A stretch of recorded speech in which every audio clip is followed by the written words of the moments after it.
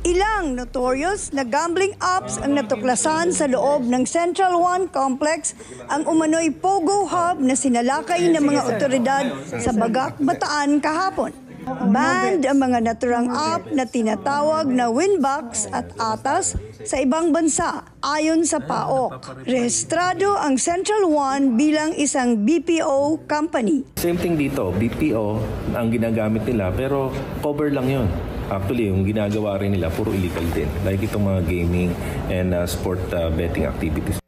Hamon ngayon ito sa PAOK ang paggamit ng BPO bilang cover sa mga gambling activity. Habang nag-evolve sila, pahirap ng pahirap, kailangan siyempre nag-aaral din tayo.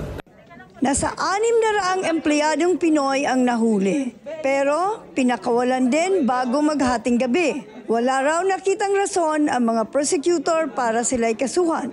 Pero ang 41 dayuhan mula Brazil, China, Malaysia at Vietnam dinala sa PAOK office sa Pasay City. Sumailalim sila sa inquest proceedings for immigration offenses. Hati ang reaksyon ng mga Pinoy workers sa nangyaring raid. Iginiit ng karamihan na legal ang kanilang trabaho at nag-aalala ngayon dahil apektado raw ang kanilang sahod at Christmas bonus. Ayon sa PAOK, walang lisensya mula PAGCOR ang Central One para mag-operate bilang isang gambling facility. Tulad sa ibang mga Pogo Hub, mga computer at laptop, cellphones at SIM na ginagamit umano sa mga scam ang nakumpiska.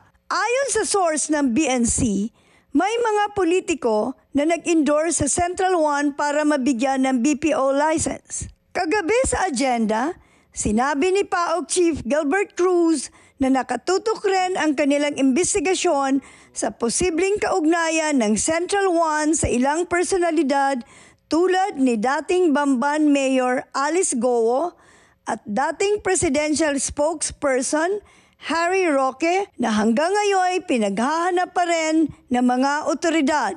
Para sa agenda, Nancy Carvajal, BNC.